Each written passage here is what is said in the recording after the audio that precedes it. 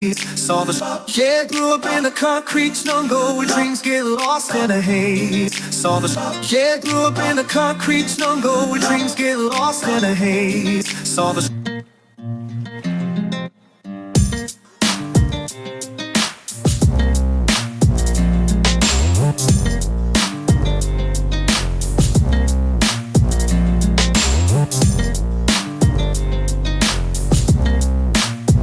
yeah, grew up in a concrete jungle where dreams get lost in a haze. Saw the yeah, grew up in a concrete jungle where dreams get lost in a haze. Saw the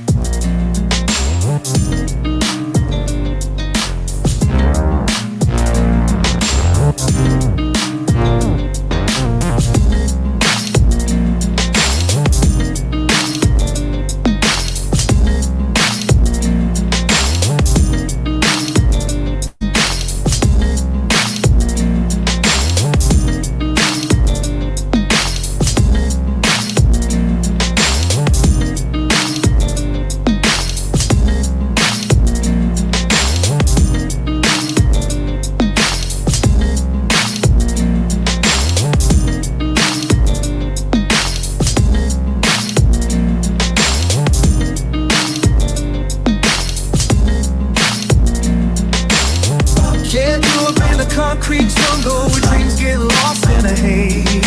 Saw the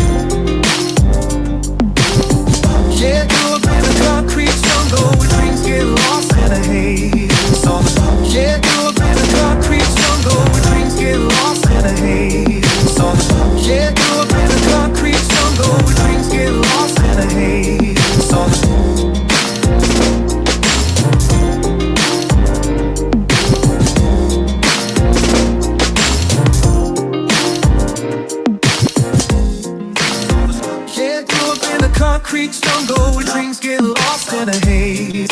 Saw the yeah, grew up in a concrete jungle where dreams get lost in a haze. Saw the yeah, grew up in a concrete jungle where dreams get lost in a haze.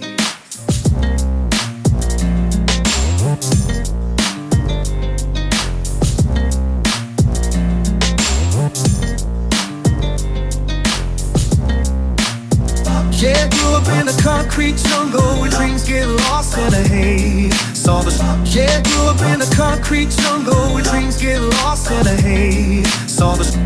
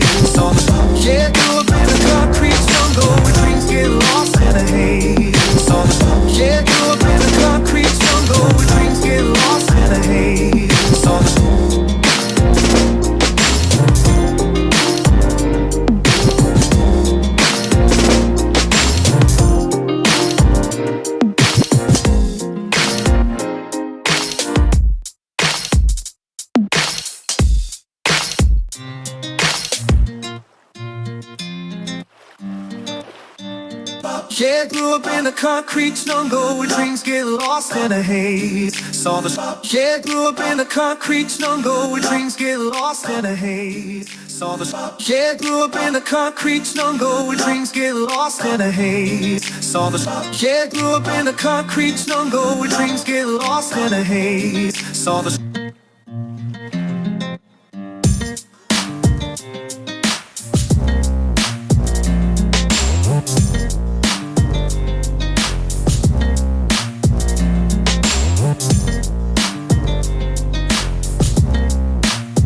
Yeah, grew up in the concrete jungle where dreams get lost in a haze. Saw the Yeah, grew up in the concrete jungle where dreams get lost in a haze. Saw the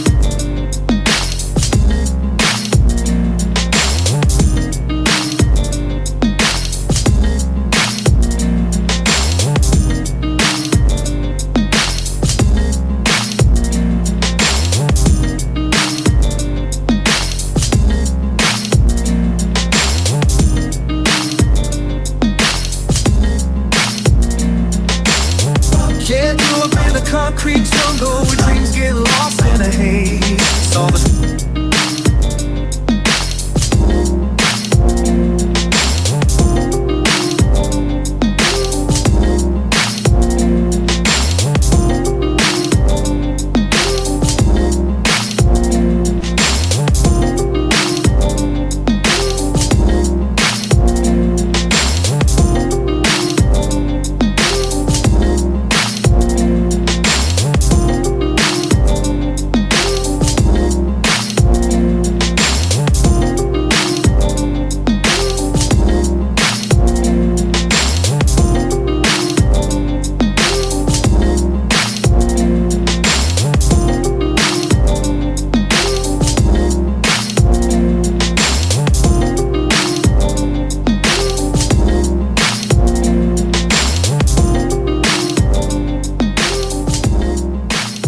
Saw the Yeah, grew up in the concrete jungle where dreams get lost in a haze.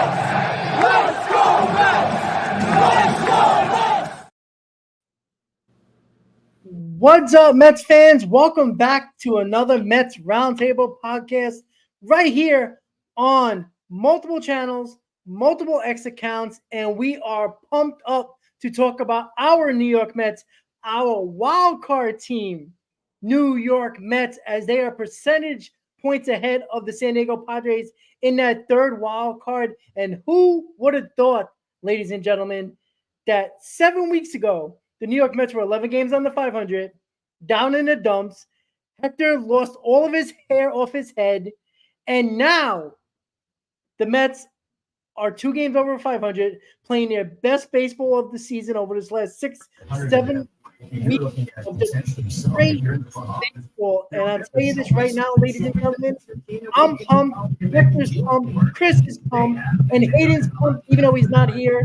But we're going to be talking about a Nats sweep at Citi Field, and what a way to start off the homestand. 3-0 in the homestand, getting ready for Colorado. But first, we're going to talk about the sweep of the Nationals. Hector, how are you doing, my friend? Doing great. How can you be doing? But great right now, the way this team is playing. Hope you guys are doing well, and it's about time we're back, man. I missed you guys. So happy to be here. Happy with the way our team is performing and excited to do this. Yep, absolutely. We're ready to go, definitely. And Chris, I just saw you on the post game, but now we have a full round, almost a full round table to talk all about Mets hot stove. How you doing, CP? I love to get different perspectives about this team, man. You know, we had Nick on the post game, and now we get to talk to our main guy, Hector, about this team. Listen, the round table is always a pleasure. It's a shame that we don't have Hayden here, but like Hector just said, you can't, what can we possibly complain about right now other than Adam Ottavino? This is good times in Mets land. Like, we're a playoff team right now, officially. Something that we did not think, or at least I personally did not think was possible just maybe 3 or 4 weeks ago. So more power to them, more power to this team, this organization. Let's get it going.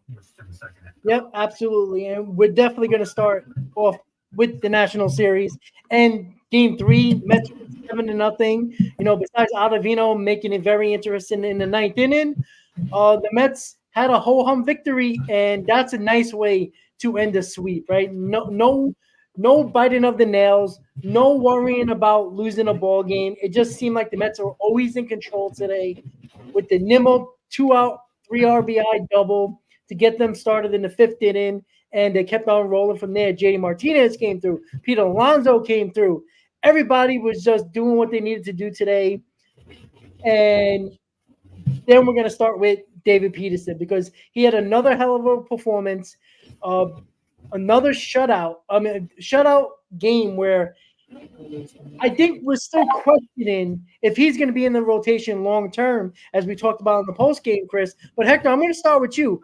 Just how did you feel today, knowing that this was going to be somewhat of an easy victory, and it started with David Peterson, then it went to Danny Young, Nunez, and then your favorite guy, Ottavino. How you felt, buddy? You know how I felt. I was frustrated as hell. I was frustrated. For me, in my opinion, I mean, maybe I'm wrong. I don't know. But when you have a game like you had today, and it's going the way it's going, the last thing I expect to see is Daniel Nunez come in that game. Yep. You know what I'm saying? The last thing I expect to see is Edwin Diaz have to get up in the bullpen in the ninth inning because guys can't get it done. This is a game because of the way that he's played himself into it. If he's going to pitch at all, it's for Ottavino to come in there and get the job done. You know what I'm saying? But even you don't trust. And then you have this kid, Danny Young, whom everybody was going nuts when they turned him down that first time. The guy had a good cup of tea. You know what I'm saying? And whatever. But he hasn't been able to get the job done lately. And no, so I was frustrated because it's like, no, what are we doing here? This is supposed to be a nice, easy victory where, and I don't know who else was available in the bullpen today. But you know, where maybe you bring in one guy and he just finishes it off. You know what I'm saying? Like they've done in some games. The only positive is, and Steve, just put it up as I'm thinking about it too, was Maton. You know, he looked great. He was great. And you know, I mentioned in one of my posts, one of the people I talked to my ex, like you guys probably know, big Astros fans, Jules kept telling me like, "Yo, this is a good pickup for you guys. You just got to be sure that you guys use him in the right spot. He's more of a bridge guy. He's not like he's not a setup man or anything like that. So hopefully you guys use him in the right spot. And that looks like to be today, like that was a spot that he'll be using, right? That was like a bridge spot, but it should have been a bridge spot to Danny Young and Ottavino finishing it off. Not to having to bring Nunez in and then having to get freaking Edwin Diaz up. But you know what? We take the victory.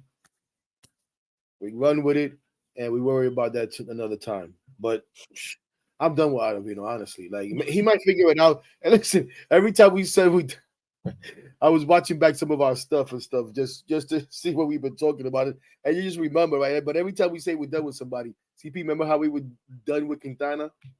I was ticking and all of that stuff. I was watching that and I was like, oh my gosh, as this guy shut us up. But hey, like I always say, I don't want to be right. I don't want to be right about stuff like that. But out of Stinko, I feel I'm right.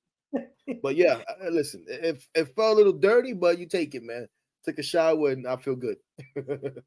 Hey, you can't spell Mets without dirty, baby. That's what I'm saying. So, Patty's right. I was done with Ottavino in 2020. I've been done with Ottavino for a while because to me it's always like People all look at his numbers. And listen, I had this conversation with a lot of people. And I all look, and I'm like, listen, whenever you need this guy to step up, I don't give a damn what he's done. It's gonna be that time. It doesn't matter. Like, it could be that game because you're gonna be able to gain on somebody because that other team is losing that night. It could be you've lost 2 in a row, and damn it, we can't lose 3. And we got this lead, and we don't even know how we got it right now, but we got to hold on to it. And we don't have everybody available in the bullpen, maybe not even our closer. Otto, we need you to step up. Boom, he's gonna blow it. You know what I'm saying? Like, so, and he could have had it. Oh, but Hector, you're gonna ignore the 3 games before that? They don't matter to me. They don't matter to me when I'm asking you to step up right here, and you can't do it. And to me, that's always gonna be the case with Ottavino until he shows otherwise. And honestly, I'm at the point that I don't even want to see him show me otherwise.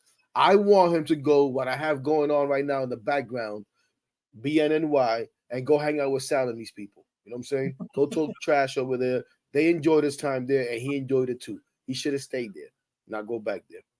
Work it out with SNY. Pay him the rest of his money for going to SNY. I don't know.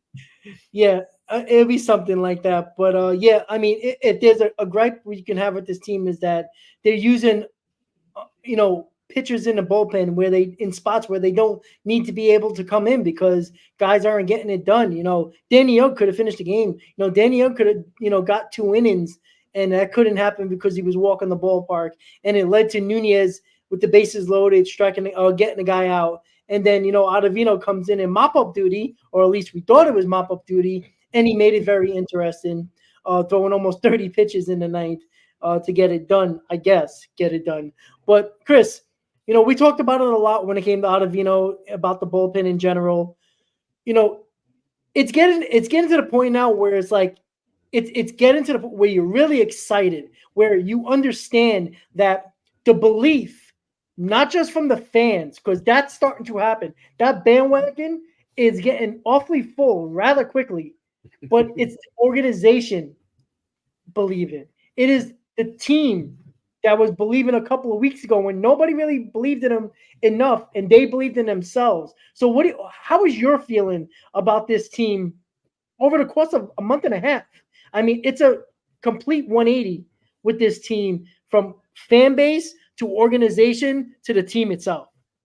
Yeah, I mean, you can point to a lot of factors. I think JD Martinez is the tip of the iceberg in those factors, right? He came into this organization after getting, I guess he did an extended spring training in the minor leagues, and you started to see the approaches, the at-bats get a little bit better. You start to hear stories of JD Martinez, right? Leading by example, not only in batting practice and his results on field, but also having individual conversations with these guys, in addition to what they're hearing from the hitting coaches.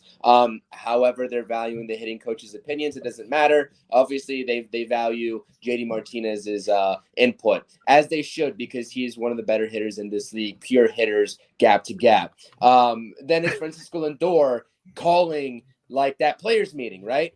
Gets the approval from Mr. Adam Ottavino himself, who's one of the more respected veterans on this team, unfortunately, right? And that might be the case for why, Rob, you think he might stay around this team, like we talked about in the post game. But regardless, that team meeting happens, and this team is night and day different in terms of their mentality. And I'm not even talking about the results, because wins and losses, right, are clear as day, different than what they were getting before. But I'm talking about the actual processes of the team. I'm talking about going after pitchers as a hitter in this lineup, not letting those strikes early in the count and hitters' counts go by. Sometimes they would let those go by early in the season. It's all situational, like we said, but you see Brandon Nimmo starting to hit 1-0 pitches, right? He's starting to swing at those. Francisco Lindor today swinging 3-0 because he has that confidence. He's feeling good. He thinks he's going to catch the pitcher by surprise. Brandon Nimmo did that in the Pirates series. So, I'm seeing selective aggression, and I'm not seeing timidness. Now, whatever selective aggression and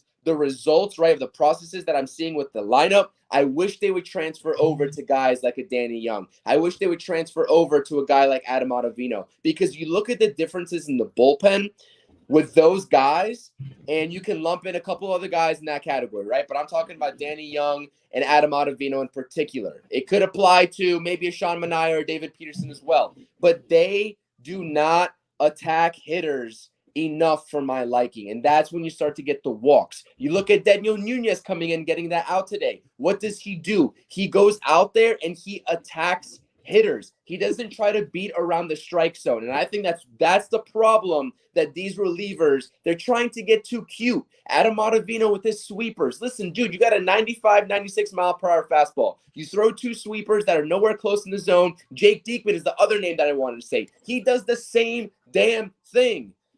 Throw strikes. If you're a professional, I gotta think you got to the stage by throwing strikes. And in a 7-0 ball game, for you to go out there and do what Adam Ottavino did today, it's a disgrace. So I really think these relievers should take a page out of the Mets lineup. And I know it's completely different things, hitting a baseball versus throwing it, but I'm talking about the selective aggression in which they go about doing their daily routines and their daily jobs. And it's something that's a tale of two tapes right now, in my opinion. But overall, to answer your question, and the long way about it that I just gave, I'm very ecstatic. I think every Mets fan should be ecstatic, whether you believed in this team before or you didn't. It doesn't matter. We still root for these guys at the end of the day, or at least most of us.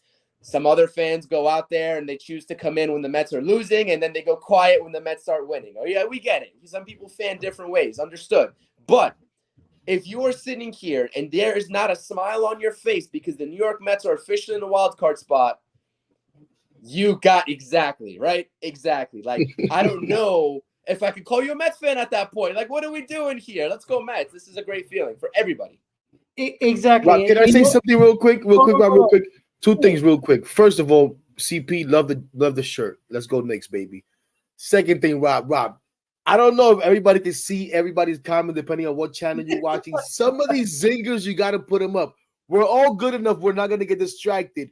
But I'm here laughing because EB got me crying. A couple of other guys are making good comments. You got to just pop those up for everybody to see in case they're not, you know what I'm saying? They can't see it on YouTube or whatever. But keep it up, guys, because I love it. This is beautiful. I'm trying to find the comment. It's going crazy. I have to go scroll through it. But basically, I asked Ibby, how hard can you throw? And he said, what did he say? Oh, now I can throw about 80 right now. But so yeah, go ahead. he's no different than Otta. I'll bring the vibes at least. And then I said, OMG, dancing on the mound to fool the hitter. Who needs Hefton when you got Ibby? So that was the whole setup right there. Why Hector laughing? So yeah, Chris, you're 100% right. And it goes with the mentality, right? Is like, how are you going to approach it? No matter if you're the bullpen, the starters, or the lineup, right? You gotta approach it in a way that, you know what I think it is? I think they've become more aggressive. I don't know if that's the right word, but I feel like as a roster, they became more aggressive. The starters have been more aggressive. Even though the bullpen has been bad, the guys that you needed to come through, the big arms, or at least the couple of arms that you can trust, have been more aggressive because they had to be. The lineup is not afraid of swinging 3-0. Chris, you brought that up in the postgame. Like, I actually thought that he was going to jump out of his shoes swinging 3-0. I think it was Lindor who did that. Like, the confidence level is through the roof with this team and almost every player on this roster, at least the lineup. And they're not afraid anymore. Like, they seem like they shied away from the big moment. They're not shying away anymore. Everybody wants to be in the moment. Every guy who comes to the plate saying, this is my time, I'm going to get that big RBI. That's the way it's starting to feel. When somebody's not getting it done, somebody's right there to pick them back up. And that's something that we have not seen early on in the season. Nobody picked each other up. When everybody was doing bad, we wanted somebody to step up. We always brought up Lindor, who was struggling early on, or Pete Alonso, right? We always brought those two guys up. Why? Because they make a difference. That's why we keep on bringing it up. And you know what? Yeah, absolutely. Absolutely. So it's all those guys. But right now, you see what happens when the majority of your big boys are performing. And they're performing at a level where I expected, well, I can't say I expected, but where I think they believe that they had another level. Look, Lindor's on another level. Lindor's on a Cleveland level right now. Nimmo is having his best season of his career. And that's not including JD Martinez, who had cooled off a little bit, but was one of the hottest players on the Mets, in the Mets lineup for 3 weeks. And even Pete Alonso, even though he still haven't hit his peak, has still been pretty good. Not great, but pretty good. And it's been amazing because you got the Alvarez who's doing his job, Vientos, who's been a guy who's took over the third base job and has been outstanding. And you go on and on. Bader has been clutch, right? Even, with the Marte injury, we thought that was going to be a huge problem. It kind of has been, but Tyron Taylor has been doing a serviceable job. People have been stepping up. Now, it would be nice if more guys in the bullpen stepped up, but, at some point, look, Maton came in, right? Didn't look like he even just joined the team yesterday. He looked like he was there. He just came in throwing some nasty ass curveballs and ready to go. I think Chris popped off for a second, but Hector, that is the beautiful thing about this team right now is that if one guy don't get it done, the next guy does, and that's something that we bitched and moaned about it for months. This team needs to start doing that. Somebody needs to pick up the slack. If somebody's not doing something, pick it up. And I think that's the best part when it comes to this Mets team right now. They're picking each other up big time. No, absolutely. Oh, and I'm glad CP is back because I kind of want to touch on something, that he's been talking about a lot of stuff, and I think we got to be like a little bit clear on it, right? And even what you're saying now, right, about these guys picking each other up and stuff. And I think it's more now, I don't want to say they didn't trust each other before, but they really trust each other now. And they accepted where they were, right? And we go back to the team meeting and we know everything that they said in the team meeting. Nobody cares. Nobody thinks we're going to be any good anyway. So let's just go out there and have fun and let it ride. And that helped them to loosen up. I think, to me, you guys heard me say it a million times, the team needed somebody to bring everybody together, right? To loosen things up, to make everybody laugh, to make McNeil and Lindor actually laugh at something together. You know what I'm saying? And I think the addition of Iglesias brought that, even to Renz to a certain extent. But we know that Iglesias brought that. And now we saw it with the song, the performance, and now the sign and all that good stuff, right? So you see all that. So I think all of that matters. And all of that leads to more comfort. You have success, you feel better.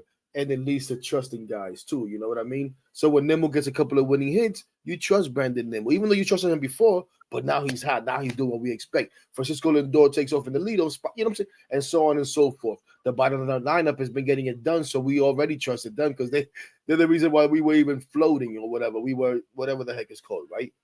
But I think something, going back to what CP was saying before too, is the whole, now they're swinging first pitch. Now they're doing this. They were doing it before, guys. There just wasn't that success there. How many times did we come in, or did you guys come into a post game, or I came and did my little thing, or I saw comments? Why is this guy swinging first pitch when this guy just walked 2 hitters, and then Lindor pops it up, and then Pete comes and pops it up first pitch too, and it's like, oh my gosh, what are we doing here? Or second pitch, you know what I'm saying? Why didn't you work the count? But because it wasn't working. So when there's success and everything looks good, you know what I mean? It's the same. I say it's always about situation. You know what I mean? Sometimes, yeah, the guy could have walked 2 guys, but there's a mound visit. Whether it be the catcher or the hitting or the pitching coach coming out, it doesn't matter.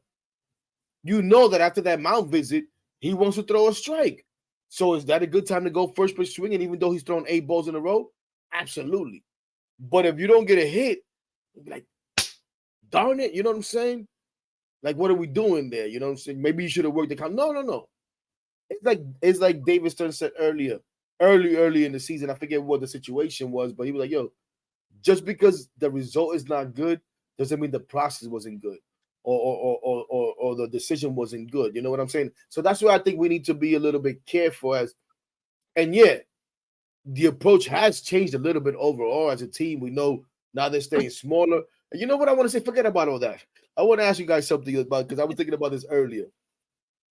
You know how now they have in the hitters meetings, they've told us, right, that they say, okay, what's your approach today? What are you trying to accomplish today? Rob, what are you trying to accomplish today? Heck, what are you trying to accomplish today? And we all give out what we're trying to do, right? I wonder still, and we just said Pete has done well. I would love to know what the hell Pete says pregame his approach is going to be, and what the hell he says after the game when once again he swung at that slider in the left-handed batter's box. Because he should say, guys, today I'm gonna really try to stay away from that slider. Yeah, I'm really gonna try to stay away from that slider and not.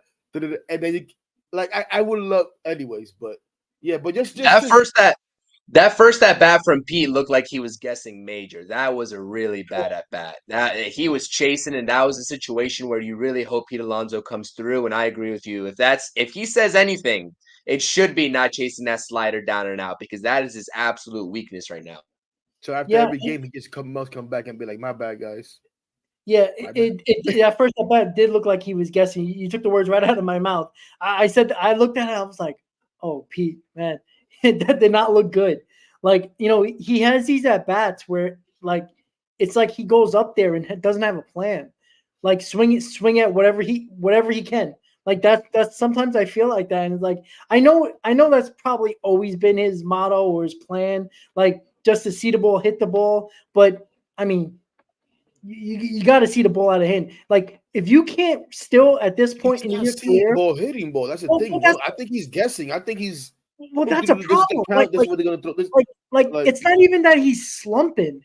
Like he's been okay. He's been decent. Mm-hmm. But like it just seems like it's like a Rob, mind. There was a game. I forget, like 2 or 3 games ago, right? I forget who was pitching, whatever the case may be. And again, I think there was a walk, maybe 2 right before him. Whoever the hell was pitching could not throw the slider for a strike, bro. They was not throwing it, and he even got behind on Pete in the count. The count got everybody. My little nephew, 3 years old, doesn't know shit. He knew they were throwing Pete that slider there. You understand what I'm saying? And to me, it seemed like he didn't think that. He must have been thinking fastball, and he's thinking it's 3-2. I got men on base. Still, at this time, where the team is doing well, we're talking about trusting each other and passing the baton. Pete is still the only one that worries me that still goes up there and tries to hit that bomb all the time because he wants to come through. Not because he wants to hit the home run. He just wants to come through. He doesn't know how to come through. Like, yo, dude, just get the base hit. Bro, and he saw that 3-2 pitch where it was like, yo, this guy was swinging no matter what. He didn't see ball hit the ball because there's no way that you saw that pitch come out of the pitcher's hands and thought that was a strike. I'm sorry. Not if you've been watching this game, not if you've been paying attention in your own at bat. You have to be thinking already, okay, listen, if he throws me the slider and I see that this release point, I'm not swinging at that shit. If it lands for a strike, kudos to him. The only way I'm swinging, you know what I'm saying? Like, come on, Pete, man. I shouldn't be talking this kind of hitting, man. You know better than this. But no, he was just swinging because it's 3-2 and I want to get it done. Ball over there. Well, that goes Pete shaking his head. And so am I at home. And heck, that's the issue with Pete Alonso. And I brought this up a couple of post games ago when Pete Alonso. Be a positive freaking thing. Get me off with this crap. Well, I didn't even bring it up. That's the even best part. That's what I'm saying. Get me off with this topic. Come on, CP. You started me up now. You started me up like, oh, Pete Alonso talk. Let's go. Like, man. Look, but you know what's the frustrating thing is that when there's runners on base, he tries to do too much. And it's obvious to everybody. Like, just flick it to right field. The outside pitch, flick it to right field. Get the base hit. Get that RBI that might be in scoring position. Or move the runners over, hit the ball to right field. Get the runner the first to third. Something like that. Like, there hasn't been enough productive at-bats. Even if it's not a home run or RBI situations. Productive at-bats. Move the runners over. Do something productive. I feel like if Pete Alonso's not hitting the ball over the wall, he's not productive. Like today, I like that at bat when he got that base hit down the third baseline. I like that approach. Like he looked like he wasn't trying to already up 4-0, right? You want to see that a little bit earlier. That's the thing right there. We would love to see that a little bit earlier. It comes when it's 4-0, but it is what it is. But Hector, how long have I been saying that?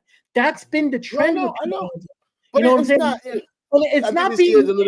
This year's a little bit more than most, But yeah, I understand that. But see, I was making a point and proving the fact that this is not something that I'm just being delusional with. This is more, and you know what it is?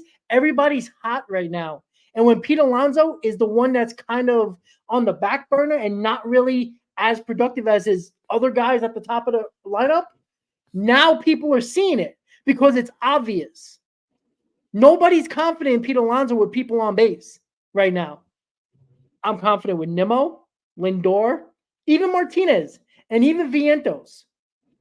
That's why it's obvious to more people and why more people are bringing it up. When I was getting crucified a month ago, when this is what Pete Alonso's career, go back and look at it. This is what he's done. It's just that he did it. He hit a lot more home runs, and this is the problem too. His home runs are way down per at bat. I think he's up to like 12 to 13 at bats per home run. He hasn't hit a home run at least in the last 7 games. He hasn't hit. Yeah, he has to get that home runs per at bat down because Rob, when you look at the game yesterday in the 6th inning with JD Martinez on first, when he stretched it to third, like that's a classic example of Pete hitting the right center field gap, not trying to do too much like today. Mm-hmm. And that's the thing is like, I know Pete can do that. We all know Pete can do that. That's why I'm so frustrated because when he did that, I was like, thank you. That's what you got to do. He starts even flicking that ball to right field, not even with a lot of power, just flicking it to right field, getting the bat on the ball, and just, when you hit the ball the opposite way, what do? You have more of a leveled swing. That's when Pete Alonso's at his best. Pete Alonso is not at his best when he pulls the ball to left field. It's when he's driving it to right center. That's the best approach for Pete Alonso. And then the power and the pull approach comes naturally once he's driving that ball to right center. He hasn't done that enough this year, and it's so frustrating because we know he can do it. But what is it the last 2 seasons that is not making him do it? Is it the contract on his mind? Is it now the criticism that people are giving him that he never got before? I don't know, but it's got to change because I'm going to be honest. As good as this team has played, this team will not be going anywhere if Pete Alonso doesn't get to this next level. They might make a run, might make the playoffs, but they need him along with the other guys that are doing their jobs at the top of the order to make this run. Pete Alonso needs to be on that next level that we know he can get. He just has to get there. And it's 92 games in. Where is it? That's the problem. Absolutely. And to try to move this along, Robert, again, just to try to get to more positive things. And I don't know which way you want to take it, but to kind of move off of this Pete Alonso thing, but we do have to touch the elephant in the room, whatever you want to call it, right? And the report today by Jim Bowden about who was it? That's odd. What team Jim was Bowden it? of the Athletic, yeah, Jim Bowden, that Houston, whatever. Listen, I'm gonna say this. Pete Alonso's in the last year of his contract, right? Mm-hmm. We all know that. We just went through all our frustrations with Pete Alonso. I love Pete Alonso. It is still my wish that the Mets somehow, some way, figure out a way to keep Pete Alonso around here long term. We could talk about the future if it's the best. I want Pete Alonso here. I don't think our future is as distant as everybody thinks it is. Yeah. Where I have to wait to 25 and 26 and beyond. And I think this team is showing that right now. This team is finally showing that right now. Yes, it started bad. But Pete is in the last year of his contract. He has no talk. It looks like there's no agreement point or whatever. It looks like they fought for whatever you want to say. It is not the first guy. It won't be the last guy where there's going to be speculation about whether the team should move him or not. Yeah. If the Mets call a team looking for bullpen help right now, looking for whatever the hell the Mets want to look for, it doesn't matter what it is, that team is going to responsibly say, yeah, okay, that's what you guys are looking for. Okay. We may or may not have that. However that conversation goes. Before that phone is hung up, that team is irresponsible if they don't say, hey, listen. Correct. What are you guys thinking about Pete? We just want to know. Are you guys really interested in trading Pete? Would you guys be interested? We just want to let you know that we'd be interested in talk. That's it. That's what they're supposed to do. And the Mets are going to say whatever they say. I hope is, listen, right now, we're focused on winning. We think Pete could be a part of that. We're not looking to trade Pete, whatever the hell it is. But please, ladies and gentlemen, do not get bent out of shape because Jim Bowden, Bob Nightingale, Andy Martino, or anybody else says that X team asked about Pete. Everybody's going to ask about Pete, just like everybody was asking about Shohei Ohtani. and I said this last year, right? If you were someone who was saying that the Angels were irresponsible last year for not listening on Ohtani and for then ultimately keeping him, and you can tell me, oh, but the Mets are in a different situation right now, whatever the hell you want to tell me. My point is, it's not a big deal. Until Pete is traded, I'm not paying attention to none of that nonsense. Okay? Right now, like my guy Brandon Nimmo says, we know where this team needs help, and we want to be biased. Mm-hmm. That's what I'm going to say about Pete. You know, we heard it last year. We heard it last season with Pete too at the deadline. They were taking the calls on him. There's no harm, no foul taking. But calls. even that, CP, when people say you take calls, it's not like if they put out a feed or like, oh, tell us what you want to give us for Pete. It's not even that, job. right? It's just like I said, it could be my chance. The best will call about something else. So just because I got you on the phone, you're gonna say, hey, just in case, how about Pete? Does that really mean that the Mets are taking calls, or is just that people? Well, you're not doing your job if you're not listening. Ask on their own. There might be teams that may, because again, he's going to be a free agent. So that some people feel the responsible thing to do is don't let him walk away for nothing. You got to get something, even though there's a qualifying offer. We know that, right? But some people feel like, no, you got to go out there and make a trade. So some teams may call on their own. Listen, Jim Bowden spent the entire offseason basically shitting on David Stearns and the Mets payroll. Correct. I'm not going to listen to a lick of what he says about Pete Alonso on July 11th when there were 3 weeks out of the trade deadline. A lick of what he said. I wouldn't even know that. But I know that was a report that people were reacting to today, and it's only responsible for us to talk about it because we are going to talk about hostile trade, whatever the hell, deadline and all that. Chris is 100% right, because Jim Bowden shitted on Stearns and the Mets and their offseason and the lack of, hype around their offseason and, kind of being competitive or whatever you wanted to call it, right? And this asshole, I'm sorry, he is, puts up a report like this when the Mets are doing well right in a wild card spot. This happened, not too long after the game? This report came out? This is when you're going to write that? You could have wrote that when they were 11 games under 500. But you're going to bring that up now when this team is in the right direction, where the chemistry is high, where this team loves each other right now, and they're playing their best baseball of the season, and you bring this shit up now? It has nothing to do with the deadline. He has some type of agenda against the Mets or something against the Mets, just to try to ruffle some feathers in that clubhouse and in the organization, because he didn't get his way as a reporter. I'm done with reporters. This offseason was the fucking disaster with reporters. How many breaking news nonsense were they wrong on? How many rumors were they wrong on? They were wrong on everything. Nothing they said was right. And then they're coming out with this nonsense. Why now? Why did you have to write a report? There's a lot of other teams you could have wrote. He works for the. I told you right now, though, Rob. He's just the first one. He's just the first one. And you guys may be right that he hates the Mets and all of this stuff, but you can't say that about everybody that's going to write this same kind of stuff. This is just the first one, guys. Unless they come out and do an extension, and it's not just Pete, it's anybody. You're going to hear about the Benayas, the Severinos. You're going to hear all about it. Why get bent out of shape? All we need, like I said, he pinpointed Alonso on purpose. Of course. It's the fan favorite. That's the reason why. Of course. That's why he is an asshole. And I hope he hears this somehow. But he's not because it's a joke. This team's riding high. The fan base is believing. The organization is believing. The team is believing in one another. And this idiot has to put up a report because he has nothing to write about in baseball. Write about Wander Franco, who just got charged in the Dominican Republic. That's more important than worrying about a Pete Alonso trade. That probably is not going to happen.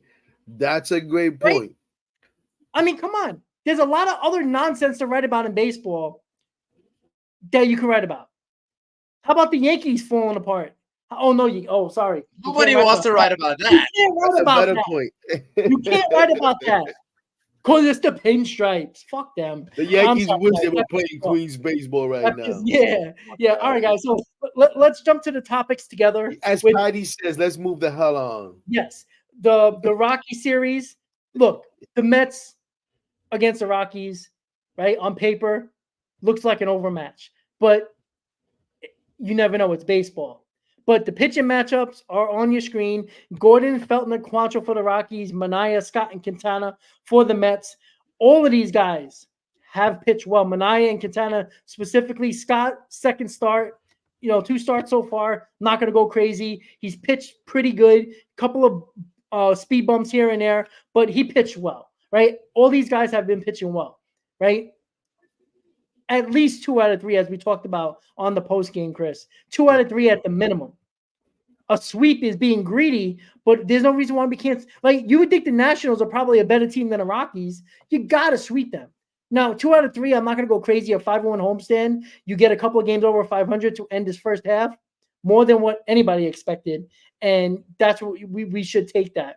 But to link the bullpen and this Rocky series, right? Because I think it's going to be very interesting how Mendoza works with these pitchers. We talked about, Manaea, he's been a little, I believe he was injured last year as well. That was a concern. And Quintana came back from injury last year. So you got to manage these guys, just like they're going to manage Scott's pitch count in his limit, right? This series, they're going to manage it. I wonder how Mendoza is going to treat this, right? Is he going to use this bullpen a little bit more in this series to protect these guys, all 3 of these guys, because these are the guys you're going to be trusted, regardless if one of these guys is going to go to the bullpen or not, in Manaea or Quintana, and one's going to remain, but you're going to be counting on these guys. So, Chris, I'm going to start with you. Do you think Mendoza is going to do something different in this series with these starters, knowing that you're going to need these guys going forward in the second half? What do you think is going to happen so we can link the series and the bullpen with managing these guys going forward? I don't think we're in a position as the Mets organization, right, as far as they're concerned, to play around and start treating these guys different when it's like crunch time in the NL wildcard race. I don't think anything is going to be different. I think Christian Scott, they're going to either impose a pitch count on him or they're not. And we see how that worked out when you try to do something different by getting Scott out of the ball game and out shy of where he was supposed to be at. Now, like I said, that's a whole different topic. Pitch counts are pitch counts. It's predetermined. I understand that. But when you start playing around like that and it ends up poorly for you, conversations will be had within this fan base, within this organization, etc. And I do think that Carlos Mendoza, for that decision in particular, took some unnecessary flack because that definitely wasn't his decision to pull Christian Scott. But I digress. I say, you have a break coming up. After this Rockies series, it's going to be the All-Star break. You try to get the sweep, and you let these pitchers go as far as they can, with the exception of Christian Scott. Naya, if he is dealing and he's out there in the 8th inning, so be it. The 6-man rotation is going to come after the All-Star break when Senga's back. That's when these guys can get the extra extended day of rest. I don't think playing around and doing something different in this series is the move. That's how I take it. And 2, what options do you really have in the bullpen outside of Daniel Nunez? Now you got Phil Maton, and then you got Edwin Diaz. Everybody else is just like, are you really itching to see them? I mean, Buto, I can probably put in that tier that I probably trust out of the pen, but it's like, am I really itching to see Jake Diekman relieving for a long man? Adrian Hauser as well, although he's been better in the bullpen, has had a couple of shaky, rough starts as of recent. No. We're not doing anything different. If these pitchers are dealing, you do not touch them unless they are on a predetermined pitch count like Christian Scott was. I'm not sure if he's going to be on one in game 2 right here to end the first half. But yeah, to answer your question, Rob, no, I'm not doing anything different. And I don't think that this team can afford to do anything different in that light. I agree. Wait. So you don't want to see Ottavino? Yeah, I want to see him in the booth, maybe talking Mets, not playing for the Mets. Absolutely. All right, Heck. So let's lump the series with the Rockies, the starting pitching, the managing of the starting pitching, if they might do that a little bit more, knowing that they're going to need these guys in the second half, along with the bullpen. Link that all together for me, the last 3 games of the series, the last 3 games before the All-Star break. Man, listen. You do whatever the hell it takes to win. I agree. That's how I see it. You do whatever the hell it takes to win. So you keep managing that way. I think that's how pretty much how they've managed And like CP said, except for maybe the whole Scott situation, which is an organizational thing, whatever. And it's not just the Mets, guys. It's not just the Mets. You saw Paul Skeens today being taken out of a perfect game or no hitter, whatever the hell it was. You know what I'm saying? And this is one thing that I agree with CP. I mean, you guys don't see the back and forth that we have on behind the scenes and stuff. But there's one thing that I agree with CP, that the Mets are making moves, making decisions for the now and later. You know what I'm saying? And there's nothing wrong with that. That doesn't mean, to me at least, doesn't mean that they're not going to try to win now. But maybe you don't sacrifice this kid's health because you're trying to win. But I always take pause with stuff like that because, I mean, we've seen it with Steven Strasburg. The Nats try to protect him, you know, doing that whole run and all that. And how's that worked out? The dude still hasn't been able to, you know what I'm saying? Shit, you could go back to Jabba Chamberlain and the Yankees and the whole thing they did with him and ended up ruining it. You know what I'm saying? But I want to ask you guys this, though, because my thing right now is just like my whole beef. What I want to see this weekend is, bro, if you don't have to, don't use all the big horses in the same game. So I don't want to see tomorrow. Who the hell pitches tomorrow? Manaea. Manaea goes 5, and then tomorrow we got Budo, Nunez. Who else? I'll even throw in Maton and Diaz. You know what I mean? And then Saturday and Sunday we're scrambling because we don't got these guys or whatever. Like, try to mix and matches as much as possible. But again, you want to try to maximize that day's game and try to win that game. But I do wonder, when I get the 6-man rotation, takes care of itself, right? If Manaea comes in, Senga comes back, you plug him right in there with the 5 guys that are in there already. That's your 6-man rotation. But I do wonder, with the way that they're using Budo, if they still plan to put him back as a starting pitcher, the way That's they kind of like question. trying to, you know, because they don't use him for like every 3 or 4 days, which is like, where's Budo? Where's Budo? Bring him out here. And I think they've kind of shortened that lately. But I think still in the back of their mind is like, nah, we still want to keep this guy stretched out just in case somebody gets hurt, just in case of whatever. He's one of the first guys that we're throwing in there. And we don't want him to already been a short guy, you know, somebody that's going every other day or every day, or even maybe a back-to-back, dare I say, because he's going 1 or 2 batters. I don't think they want to do that to him and his arm yet, because a little bit of thinking long-term, which I don't see anything wrong with that. That's why what we need is legit bullpen guys. But then again, listen, leave him in there the whole year if you have to. I don't want to see that kid go back to the minors. Like, he's earned himself a year-long spot on this team, you know what I'm saying, on this roster. But I do wonder about that with him. And as far as this series, I'm a greedy bastard. That's why I'm fat as hell. So I want to obviously go out there and win this series. Now we've won 3. I want to go out there and sweep this damn series. I think I was one of you.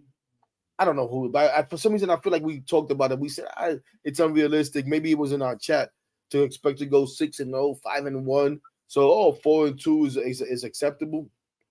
Whatever. We already got 3 with 3 games left. I don't need just one more. I want at least 2.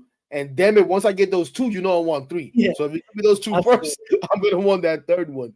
And just let's just see this team keep doing what it's doing, keep finding ways to win. I don't know if you asked me all of those things combined, and I'm trying to put it all together because it's fine. Go ahead. But we're about to shut it down. Because I don't want to do my close if it's not the close. No, it's cool. But here's my thing with this series.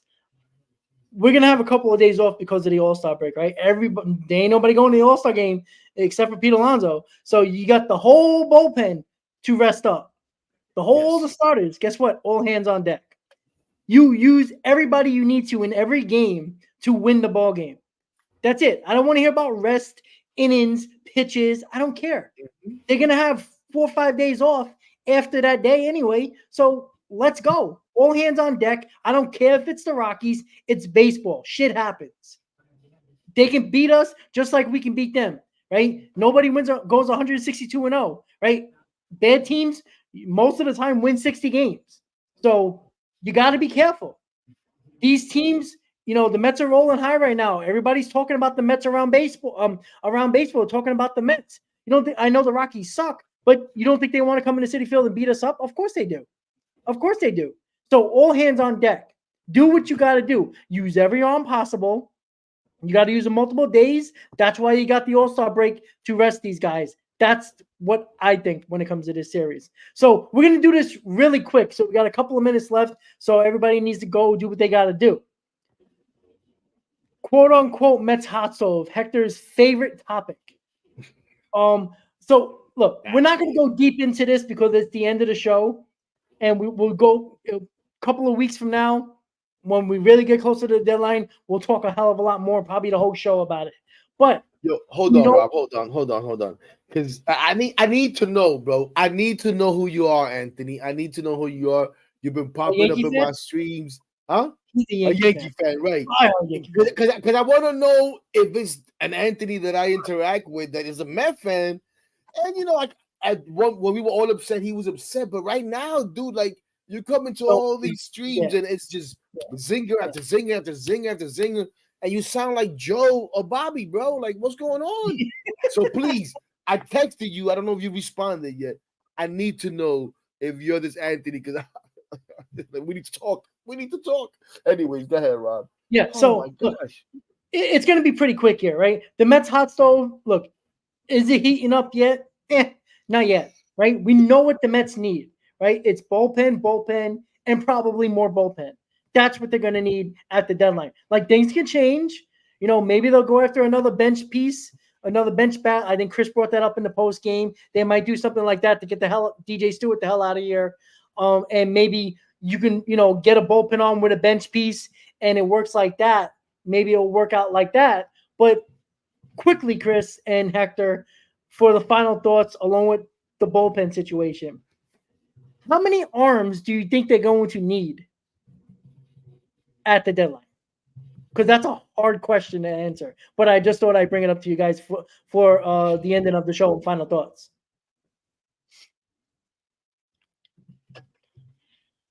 Let's say 2. 1 for sure. I think 2, though, because I told you in the post game that the current personnel that they have in terms of being viable for a starting rotation spot versus a bullpen spot is going to be something that directly sort of is relevant to round out that 6-man rotation, like Hector just said, whether it's Jose Butto or whether you move a guy like Sean Manaea at some point to the bullpen. So just by virtue of the crowdedness that the Mets still have with these guys, which is also why I was kind of curious in terms of having a conversation surrounding Manaea or Quintana, like, you might have to trade one of these guys at some point just to clear room for a roster spot. Now, that's not the answer everyone wants to hear, and that's a future problem. But with as crowded as this room is, you got a couple of guys that are long man guys in the bullpen like Butto and Hauser. You got your mainstays in your Maton now, your Daniel Nunez, and your Edwin Diaz. Like, how much room does this team really have to bring on multiple arms? So I will say 2 under the assumption that one of these arms on this roster is going to just get DFA'd or just traded outright. I don't know who the name is. I don't know what the name is. That's kind of why I was like on that Quintana train, even though he's been starting to pitch better. I was like, he could be the odd man out because Sean Manaea has just been just as impressive as of recent. Or it could just be Sean Manaea, but then you're losing that ability to move into the bullpen. So 1, for damn sure, right? I really like that Angels pitcher. Estevez, I believe his name is. I really like that target if I had to name one off the top of my head. Or if they go a lefty, I know in division trading is not really the best and it's not really reliable because you don't know what they're going to want in return. But Tanner Scott, I mean, he's having a hell of a season for the Miami Marlins. That's a little bit more out there compared to like an Estevez, where you know the Angels and Mets have had deals in prior seasons and they might have that established relationship. But yeah, give me one arm, but I have to, like, I wish I could just understand what the forward-thinking movement is for this rotation. Unfortunately, we don't know if Butto is going to be in the bullpen versus the rotation. We don't know what the plan is for Sean Manaea, etc. And that's kind of where we're at. 1 for sure, 2 max, I would say. All right, Heck, what do you got with that? How many bullpen arms and final thoughts? I think for me, with the whole how many, it's not even about how many, and I'm sure as hell not gonna give you any names. These guys are much better than me at that. I don't have time. I just don't have time right now to stay abreast to everything what the hell everybody's going on and who's available, who's not available. I'm all over the place. But I can tell you this. To me, is more about definitely we should get another lefty, right? Should definitely get another lefty. And I don't think I was gonna wait till the end and shout out Steven because he was saying we got a DFA Otto and Diekman. And I was gonna like, I still as frustrated as I've been with Diekman, I think in the right role he can be okay, right? And we probably overworked him a little bit, just like Reed Garrett, who we see now is on the IL and all that stuff. So to me, it's more about the quality of arm, right? We've been having a revolving door of arm through the minors, through DFAs, through all of this nonsense, and we just haven't been able to find quality arms, right? Hopefully, we got one already in Maton. So we can say we already got one. If you say two, we got one, maybe not. We'll see. Today he looked good, right? But if he turns out to be a quality arm, right, like he showed today, and we use him in the right spot, we don't have to overexpose him or whatever the case, or ask him to do too much, whatever. And we get maybe one, maybe two other, whatever it is. We just need quality arms that helps maybe move guys into better spots, right? CP mentioned Hauser before. Hauser's been good. Hauser was horrible as a starter. Horrible as a starter. We all wanted him out of there. I couldn't believe why they were even trying to, just from looking at the numbers. And then as the season started out, it's like, what are we doing here? What are we waiting for? They finally did that, and he was good. But I think Hauser's good as that. I forget how you put it before, CP, but you said like Buto's not that guy that's just coming up in as mop-up duty. And I'm not saying that Hauser should just be mop-up duty because he's shown to come in even, when we just need somebody to give us a couple of innings and keep the game where it's at. And he's been good at that. But early on in the games, I think once we get into eighth inning, and it's just a little much for him. I don't know. He doesn't have the temperament for it. And he'll come in and do it every now and then, but we don't want to use him there too much. But because we don't have quality arms, we've had to put him there. Even Reed Garrett, whose success this year started in the spot that I'm talking about Adrian Hauser in right now, right? But we've had to move him deeper into game where even he became our closer. And he did okay. But then we asked him to do more than one inning, 5-out save for too much. And I'm not convinced whether he has the temperament to pitch in that point of the game. Now, you talk to me about Daniel Nunez? Hell yeah. I think he has a temperament for that. But again, if we keep bringing quality arms so that we can put these guys in better spots, it may not be about needing 2 or 3 arms. It may just be one more. Yeah. You know what I mean? So I think that's the more important thing, is the quality of the arm that we get. As far as closing thoughts, I think I already said it before. I want to see this team go out there, take another series, finish on a high note. The offense to continue to do what it's doing. Keep scoring runs. Keep passing the baton. I would love to see, I forget who it was before here. If I can find it real quick. Oh, wrong screen for the touch screen. Oops, heck. This is the touch screen, but it's not there. Anyways, somebody said before, screw Pete. I'm not going to use the language they used. Screw Pete. I got like 7 days betting on him to hit a home run, and he hasn't hit a home run. He hasn't hit a home run. So, listen, I feel you. Because I don't do that all the time. I don't do it every day. But our gut feels and stuff like that on some like, yo, Pete is due. I have done it in the last 7 days a couple of times, and he hasn't done it. So, Pete, you're going to the freaking home run derby, right? We're not even happy you're going to this crap, first of all. And I'm not even somebody that hates the home run derby. But let's be honest. We weren't totally behind Pete being our lone all-star selection. We're being honest here. We weren't totally happy. And we sure as hell are not happy that now we know for sure he was a commissioner's choice. So it wasn't like he was a player's vote, a coach. He was a commissioner's choice. We know what you was doing, Manfred. Yeah. Right? You want to sell this damn home run derby. I get it. I enjoy the home run derby. I'm talking all this nonsense right now. I'll be there Monday night watching. I probably won't watch the game because I said, unless Nemo and freaking Lindor get on there some way, somehow. And even though it's cheap now because it'll be injury replacement. But damn it, if I see one more injury replacement not named Brandon Nemo, I'm going to be upset. Correct. I'm going to be upset. So let me see these guys keep going. But I would love to see Pete Alonso take off. Give me 3 home runs this weekend, dude. Put the team on your back like Nemo's done. Put the team on your back. Give my guy Nimmo a break. Let him still do his thing because he's gonna do his thing. I'm saying give Lindor a little bit of a break. How about you and JD, who started to heat up again the last couple of days? Maybe with Francisco Alvarez, give us a weekend, right? Give us a weekend and give me like 3 home runs this weekend, maybe 4. Alvarez, give me 2. You've been all right. The numbers look good, but I need a little bit more from Alvarez too at the plate. But I love his leadership. I love what he's doing with the pitching. And one last thing, guys, because I don't know if I mentioned on the roundtable or maybe one of my lives. And I'm sorry, guys, but I don't give people credit. It's not because I don't want to. There's too much shit in my brains. And I'm just getting old, I guess. I'm forgetting stuff. I worry about that all the time. I'm not going to lose my memory. Finish me. If I don't remember things, I know my family probably don't want to hear this. And if you're watching, I love you guys too. But I don't want to be a vegetable.